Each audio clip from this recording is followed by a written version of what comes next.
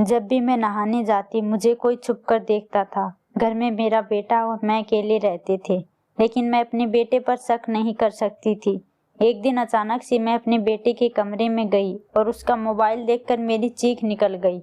उसने तो मेरी आज फिर से मैं इसी उलझन का शिकार थी। जैसे ही मैं नहाने के लिए बाथरूम में जाती मुझे लगता कि कोई अजीब सी नज़रों से मुझे देख रहा है। मैंने चारों तरफ नजरें घुमाकर देखी, लेकिन मुझे वहां कोई नजर नहीं आता। मेरे वॉशरूम में सिर्फ एक ही रोशनदान था, जिसे मैं अच्छी तरह से बंद कर देती थी, लेकिन फिर भी ऐसे लगता था जैसे चारों तरफ दीवारों पर आंखें गड़ी हुई हैं जो मुझे देख रही हैं। मैं कोई वहम किस्म की औरत न थी। मैं पूरा वॉशरूम देख चुकी थी, कहीं कुछ भी मुझे नजर नहीं आया। मैं जैसे ही नहाने जाती जल्द ही बाहर निकल आती। कभी कभी तो मुझे लगता कि शायद मैं किसी दिमागी बीमारी में गिरफ्त हो चुकी हूँ। आज भी मैंने बहुत जल्दी से शावर लिया और फटाफट से कपड़े बदलकर बाथरूम से बाहर नहाकर आ गई। पिछले कुछ महीने से मेरे साथ यही हो रहा था। इसी बात की वजह से मैं बहुत परेशान थी।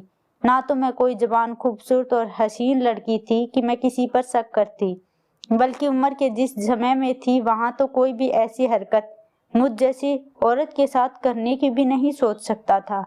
मेरे घर पर हम सिर्फ दो ही लोग थे, एक मैं और एक मेरा बेटा। मेरे पति का देहांत 12 साल पहले हो चुका है। मेरे पति की किराए की दुकान थी और इसी से हमारा गुजारा हो जाता था। अब तो मेरा बेटा भी नौकरी करने लगा। वह सुबह ऑफिस जाता और शाम को वापस आता। पूरा दिन घर में मेरे अलावा कोई नहीं था। नौकरानी भी आती और काम करके चली जाती। फिर कौन मुझे हर वक्त देखता रहता था। मुझे लगता कि जैसे मैं किसी की नजरों के जाल में फंस चुकी हूँ। कोई हर पल मुझे देखता है। मैं अपनी तकलीफ को बयान नहीं कर पा रही थी कि मैं किस तकलीफ से गुजर रही हूँ, क्योंकि मेरे सामने कोई नहीं था और जिसका जिक्र मैं अपने बेटे से भी नहीं कर सकती थी। शाम को जब करण वापस आया तो मैंने गर्मा गर्म खाना रख दिया। मेरे बेटे का रवैया मुझसे उखड़ा ही रहता। मैं हमेशा बात करते हुए हिचकिचा जाती थी। एक बार मैं रात को करण को दूध का गिलास देने उसके कमरे में गई तो वह लैपटॉप में इस कदर बिजी था कि उसे मेरे आने का पता ही नहीं चला। मैं उसके पास आई और साइड टेबल पर दूध का गिलास रख दिया। इससे पहले कि मैं वापस पलटी, उसकी लैपटॉप पर जो मंजर दिखा, मेरी तो रंगत ही उड़ गई। फौरन ही करण ने लैपटॉप बंद कर दिया और मुझे देखकर कहने लगा कि यह क्या तरीका है किसी के कमरे में आने का, आपने दरवाजे को क्यों नहीं बजाया। मैं एकदम से घबरा गई। मैंने माना यह मेरी गलती थी, मुझे दरवाजा बजा कर आना चाहिए था, लेकिन वह मेरा बेटा था इसलिए मैं यूं ही चली आई। लेकिन मैं यह नहीं जानती थी कि यह सब कुछ। मैं अपने कमरे में आ गई और अपने बेड पर बैठकर अपने दोनों हाथों से अपना सर पकड़ लिया। मेरे दिमाग में अलग अलग ख्याल जो आए उसने मेरी रूह को हिलाकर रख दिया। मुझे ऐसा नहीं सोचना चाहिए था, वह तो मेरा बेटा है, ऐसा कैसे हो सकता है। मेरी आंखों में से तकलीफ के आंसू बहने लगे थे। जो कुछ मेरे दिमाग में घूम रहा था इसे सोचना भी मुझे पाप लग रहा था। मैंने खुद को समझाया कि नहीं, ऐसा मुमकिन ही नहीं। कोई भी बेटा अपनी माँ के साथ यह सब नहीं कर सकता। लड़के ऐसी उम्र में ऐसी गलत चीजें देख लेते हैं, लेकिन इसका मतलब यह नहीं कि जो मैं सोच रही हूँ। मैंने मुश्किल से अपने आप को नॉर्मल किया था। एक दिन मैं बाहर धुले हुए कपड़े सुखा रही थी, जब सामने की छत पर मुझे लग रहा था कि किसी कैमरे की फ्लैश मुझ पर पड़ी है। मैंने पलटकर देखा तो किसी की परछाई सी नजर आई, जैसे वहां कोई खड़ा मुझे घूर रहा था। मगर जैसे ही मेरी नजर पड़ी ऐसे लगा जैसे कोई वहां से एकदम पीछे हट गया हूँ। मैंने गौर से देखने की कोशिश की, लेकिन सामने की छत मुझे इस वक्त खाली नजर आ रही थी। लेकिन मुझे पूरा यकीन था कि कुछ देर पहले कोई वहां शायद खड़ा मुझे देख रहा था। शायद किसी ने तस्वीर ली। मेरा दिल बुरी तरह से धड़कने लगा। इस मोहल्ले में आए हुए हमें अभी कुछ ही महीने हुए थे और जब से मैं यहाँ आई थी मैं परेशान होकर रह गई। मुझे हर वक्त यही महसूस होता कि मैं किसी की नजरे में ही हूँ। मेरा बेटा कुछ अलग ही मिजाज का था। उसने मोहल्ले में किसी से मेलजोल नहीं रखा, ना ही मुझे किसी से बात करने की अनुमति दी। करण मेरा सौतेला बेटा था। बहुत कम उम्र में ही मेरे माँ बाप ने मेरी शादी करण के पापा से कर दी थी, क्योंकि मैं एक गरीब लड़की थी। करण के पापा मुझसे उम्र में 20 या 22 साल बड़े थे। मेरी शादी को 8 साल ही गुजरे थे कि उनका देहांत हो गया। मैं 17 साल की थी जब मेरी शादी हुई थी और 25 साल की उम्र में विधवा भी हो गई। पति के देहांत को भी 12 साल गुजरे थे। मैं देखने में अभी भी जवान लगती थी। हम कहीं भी जाते तो लोग मेरे बेटे से यही कहते कि शायद मैं इसकी बड़ी बहन हूँ, और यही वजह थी कि करण को मुझसे एक तरह से चिढ़ हो चुकी थी। वह मुझे घर से बाहर नहीं निकलने देता और हल्के कलर के कपड़े ही देता था। वह कहता था कि आप मेरे बाप की विधवा हो, इसलिए मुझे इसी रूप में अच्छी लगती हैं। मैंने बिल्कुल सादा हुलिया अपना लिया था। हर वक्त जब भी करण घर आता तो घर को एक अजीब नजरों से देखता, जैसे कि इसके पीछे से मैंने घर पर किसी को बुलाया हो। पूरे घर को ऐसे देखता जैसे कुछ ढूंढ रहा हो। जब मैं पूछती तो कहता, कुछ नहीं, अपने काम से काम रखो। मैं नहीं जानती थी कि इसके साथ क्या मसला था, लेकिन वही मेरा इकलौता सहारा था, बेटा भी था, और मैं हमेशा उसे अपना बेटा ही समझती थी, इसलिए खामोशी से उसका रवैया बर्दाश्त करती रहती। करण के अलावा मेरा कोई दूसरा सहारा नहीं था। बहरहाल मैं अपनी ही उलझन का शिकार थी, और ऊपर से बेटा भी शक्की मिजाज का था। मैं भी यह मामला हल ही नहीं कर पाई कि एक और नई मुसीबत आ गई। एक बार मेरे घर के दरवाजे पर दस्तक हुई। मैं इस वक्त किचन में खाना बनाने में बिजी थी, क्योंकि करण के ऑफिस से आने का वक्त था। मुझे लगा शायद वह आ गया, लेकिन मैंने जैसे ही दरवाजा खोला तो एक 28 साल का नौजवान मेरे सामने खड़ा था। तकरीबन करण की उम्र का था। मुझे देखकर मुस्कुराने लगा। उसके हाथ में बिरयानी की प्लेट थी। कहने लगा कि मैं पड़ोस से आया हूँ, आप लोग शायद नए नए इस घर में शिफ्ट हुए हैं, इसलिए माँ ने कहा कि पड़ोसियों के यहाँ बिरयानी दे आओ। मैंने उसके हाथों से प्लेट पकड़ी तो वह अंदर आने लगा, लेकिन मैं उसके सामने खड़ी हो गई। मैंने कहा, बेटा तुम यहीं खड़े हो जाओ, मैं तुम्हें खाली प्लेट वापस करती हूँ। यह सुनकर वह कहने लगा कि मैं इतना भी छोटा नहीं हूँ कि आप मुझे बेटा कहें। आप मुझसे बस कुछ ही साल तो बड़ी हैं, इसलिए मुझे बेटा मत कहें। उसकी बात सुनकर मैं उसे हैरानी से देखने लगी। मैंने कहा कि मेरा बेटा भी तुम्हारी उम्र का है। यह बात सुनकर उसने बड़ी हैरानी से मुझे देखा और कहने लगा, वह आपका बेटा है? मैंने तो समझा आपका छोटा भाई है। यह कहकर वह बड़े आराम से घर के अंदर दाखिल हो गया। मैं उसे देखते ही रह गई। करण के आने का वक्त भी हो रहा था, इसलिए मेरा दिल डर के मारे कांपने लगा। वह बड़े खुले मिजाज का लड़का था। कहने लगा, आपका नाम क्या है? मैंने कहा, तुम्हें क्या मतलब, तुम मुझे आंटी बुला सकते हो। इस बात पर वह कहने लगा, जी नहीं, आप अभी इतनी भी बूढ़ी नहीं हुई कि मैं आपको आंटी कहूँ। मैं तो आपके नाम से ही आपको पुकारूंगा। इससे पहले कि मैं गुस्से में उससे कुछ कहती, वह कहने लगा, चलो नाम ना बताओ, एक कप चाय ही पिला दो, पड़ोसियों का भी कुछ हक होता है। यह कहकर वह कुर्सी पर बैठ गया। मैं किचन में आ गई, जल्दी से प्लेट खाली की, गैस पर चाय भी रख दी। मेरा दिल इस वक्त इस बात पर घबरा रहा था कि करण आ गया तो न जाने किस नजरों से मुझे देखेगा, वह क्या सोचेगा। जल्दी से मैंने एक कप चाय बनाई और इस लड़के को दे दी। मैंने कहा कि अपनी माँ से थैंक्स कहना और चाय पीकर बाहर जाते हुए दरवाजा बंद कर देना। मैं यह कहकर किचन में रोटी बनाने चली गई, क्योंकि करण किसी भी वक्त पहुंचने वाला था। उसके 10 मिनट बाद लड़के ने चाय पी और शुक्रिया कहकर घर के दरवाजे से बाहर चला गया। दरवाजा भी जाते हुए बंद कर गया। अभी मैं इस लड़के के बारे में सोच ही रही थी कि तभी दरवाजे पर बड़ी जोर से दस्तक हुई। मैं तो बुरी तरह से कांप गई। जल्दी से किचन से बाहर आई और मैं दरवाजे के पास पूछने लगी, कौन है? करण की बड़ी गुस्से वाली आवाज मुझे सुनाई दी। कहने लगा, दरवाजा खोलो, मैं हूँ। दरवाजा खुला तो बड़े गुस्से से घर भी दाखिल हो गया और मुझसे कहने लगा कि घर से बाहर कौन निकल रहा था। करण की आंखें न जाने इस वक्त किस वजह से लाल थी। वह बहुत गुस्से में था। मेरी जुबान न चाहते हुए भी लड़खड़ा रही थी। मैंने कहा, कोई पड़ोसी लड़का था, बिरयानी लेकर आया था। करण मेरे करीब आकर खड़ा हो गया और मेरी आंखों में आंखें डालकर कहने लगा, किससे पूछ के दरवाजा खोला आपने?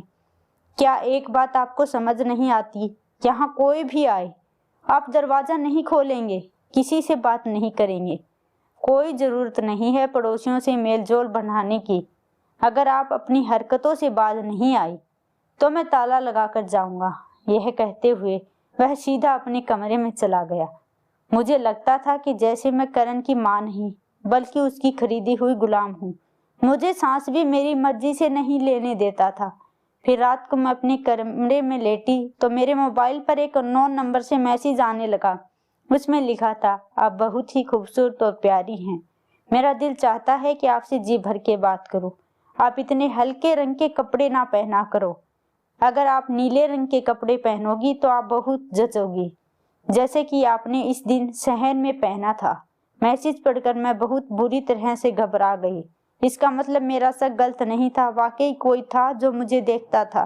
देखना तो चलो समझ में आता है, क्योंकि बहुत से घर थे, उनकी छत हमारे घर से ऊंची थी और साफ साफ दिखाई देता था। और मेरा किचन भी सहन में था, इसलिए मेरा ज्यादातर वक्त सहन में ही गुजरता था। लेकिन जो नजरें मुझे बाथरूम में महसूस होती थी वह मुझे जीते जी मारती थी। मैंने फोन से मैसेज डिलीट किया और मोबाइल ऑफ कर दिया। मुझ पर अजीबोगरीब सी घबराहट छाने लगी थी। मैंने अपनी जिंदगी कभी भी खुशी से नहीं गुजारी थी। करण के पापा भी ऐसे ही शक की मजाज के थे और हमेशा मुझ पर शक करते थे, इसलिए मैं हर वक्त उनके शक का निशाना बनी रहती। उन्हें लगता था कि पता नहीं मैं किसी दूसरे लड़कों के साथ चक्कर चला लूंगी।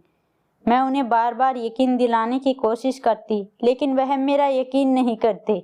वह हर वक्त मेरे साथ किसी साए की तरह हो रहते और जब वह बीमार रहने लगे तो सारी जायदाद करण के नाम कर दी और इसके कान में भी यही बढ़ते रहे कि इस औरत का ख्याल रखना, कभी भी घर की मलकियत न देना, इसे पाई पाई के लिए मोहताज रखना, कहीं है भाग न जाए, खूबसूरत है इसलिए कोई भी इससे शादी कर लेगा और तुम अकेले रह जाओगे।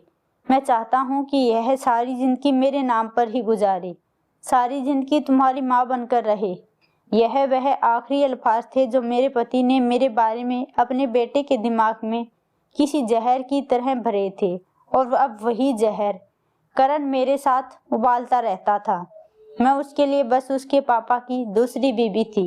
एक रोज मैं किचन में काम कर रही थी कि अचानक से मेरे दुपट्टे में आग लग गई। मैं चिल्लाती हुई जहन में आ गई। जैसे ही मेरी चीख तेज हुई, बराबर वाली छत पर वही नौजवान खड़ा था। मुझे चिल्लाते हुए देखा तो फौरन से नीचे उतरा और अपने घर की दीवार लांघकर मेरे घर में आ गया।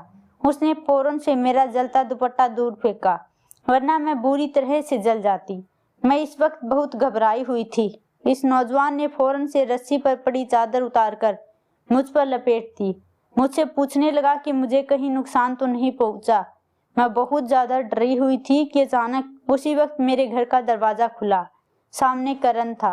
इस वक्त इस लड़के को मेरे पास खड़ा देखकर गुस्से से वह मेरे पास आया और उसने उस लड़के का गिरवान पकड़ लिया। वह उससे गुस्से में पूछने लगा कि तुम्हारी हिम्मत कैसे हुई घर में आने की। मैंने कहा, करण इसका गिरवान छोड़ो, इस लड़के ने तो मेरी जान बचाई है। मेरे दुपट्टे में आग लग गई थी। हालांकि अभी सहन में गिरा हुआ मेरा दुपट्टा जल रहा था। मेरी बात सुनकर उसने गुस्से भरी नजरों से मुझे देखा और कहने लगा, तुम चुप रहो समझी, तुमसे तो मैं बाद में बात करूंगा। इस तरह के हथकंडों में किसी और को बेवकूफ बनाना। मुझे यह कहकर इस लड़के का गिरेबान पकड़े हुए कहने लगा, तुम जिस मकसद के लिए यहाँ आए हो ना, वह कभी पूरा नहीं होने दूंगा। मैंने कहा, करण तुम गलत समझ रहे हो, मैं माँ हूँ तुम्हारी, क्यों मुझे इन बातों से जलील कर रहे हो। मैं रोने लगी। उस लड़के ने एक झटके से अपना गला करण से छुड़वाया और कहने लगा कि मैं इंसानियत के नाते यहाँ आया था। उनका दुपट्टा जल रहा था, उनको आग लग सकती थी, मेरा और कौन सा मकसद हो सकता है। इतनी घटिया सोच अपनी हद तक ही रखोगे तो सही होगा। करण इस लड़के से कहने लगा कि क्यों, क्या यह तुम्हारी माँ लगती है? क्यों आए थे यहाँ इसे बचाने? दुपट्टा जल रहा था तो जलने देते, तुम्हें क्या तकलीफ थी? यह सुनकर मैं हैरत से करण की तरफ देख रही थी, यानी कि उसे कोई फर्क नहीं पड़ता था कि मैं जीऊं या मर जाऊं। वह लड़का कहने लगा कि यह मेरी कुछ लगती है या नहीं मैं नहीं जानता, लेकिन अगर उन्हें कुछ नुकसान पहुंचेगा और मैं देखूंगा तो मैं उन्हें बचाने जरूर आऊंगा। तुमसे जो होता हो कर लेना। ये कहना ही था कि करण ने उसके मुंह पर थप्पड़ मार दिया। उस लड़के ने भी अपना हाथ नहीं रोका। दोनों ही गुस्से में लाल हो चुके थे। यह देखकर मैं परेशान हो गई। बड़ी मुश्किल से दोनों को पीछे हटाया, उस लड़के के आगे हाथ जोड़े और कहा कि तुम जाओ यहाँ से। तो वह लड़का करण को बोलता हुआ दरवाजे की बजाय दीवार लांघकर वापस चला गया। यह देखकर करण बड़े अजीब तरीके से मेरे पास आया और मेरी दोनों बाजू पकड़ ली और कहने लगा कि तो तुम यहाँ से बुलाती हो अपने आशिक को, फिर कहने लगा कि तुम जो चाहती हो मैं होने नहीं दूंगा, यह मत समझना कि मैं तुम्हें छोड़ दूंगा। उसके बाद करण घर के बाहर ताला लगाकर जाने लगा और उसने साइड वाली दीवार पर भी करंट की वायर लगवा दी। फिर जैसे ही रात हुई तो रात को मेरे मोबाइल पर मैसेज आया कि वॉशरूम में आओ ना, मैं तुम्हें देखना चाहता हूँ। कौन था यह शख्स, सोचकर मेरा दिल बैठने लगा। मैंने मोबाइल ऑफ करके रख दिया, लेकिन फिर भी पूरी रात नींद नहीं आई। मैं जागती रही। सुबह जब मेरी नौकरानी आई तो मैं बुखार में पड़ी थी। मैंने उससे मिन्नत करी कि वह एक रात मेरे पास रुक जाए, मैं बीमार हूँ, कोई ख्याल रखने वाला नहीं है। वह मेरी बात सुनकर मान गई। रात को करण के आने का वक्त हुआ तो मैंने नौकरानी को अपने कमरे में छुपा लिया। मैं नहीं चाहती थी कि करण को इस बात का पता चले कि घर में मेरे पास मेरे अलावा कोई और भी है।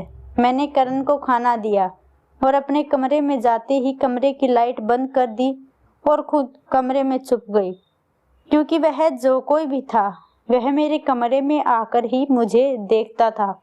वॉशरूम में ना तो कोई कैमरा था, ना ही देखने का कोई और हॉल। मैंने अपनी नौकरानी को चादर उठा दी और उसे बाथरूम जाने को कहा। वह वॉशरूम चली गई।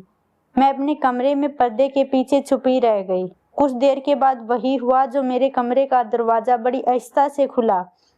एक शख्स खुद पर कोई शाल ओढ़े मेरे कमरे में दाखिल हुआ और वॉशरूम के छोटे से हॉल से वॉशरूम के अंदर झांकने लगा। मैं फौरन पर्दे से निकली और पीछे से उस शख्स को दबोच लिया और शोर मचा दिया। वह शख्स मुझे अंधेरे में नजर तो नहीं आ रहा था, मगर वह मुझसे अपने आप को छुड़वाने की कोशिश कर रहा था। उस शोर को सुनकर करण मेरे कमरे में आ गया।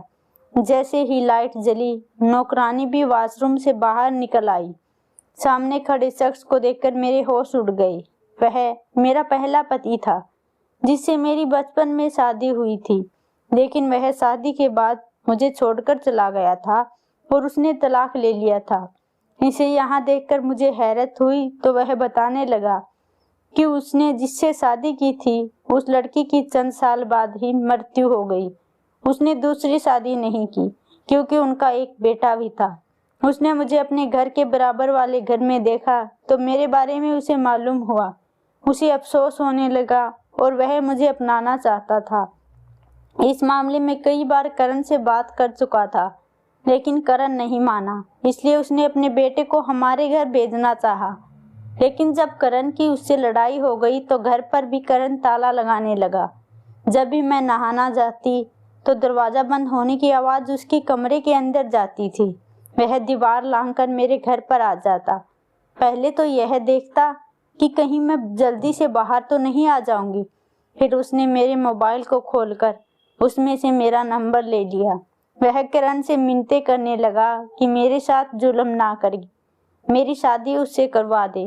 पहले तो करण नहीं माना, लेकिन बाद में उसने खुद मेरी शादी उस शख्स से करवा दी। धन्यवाद।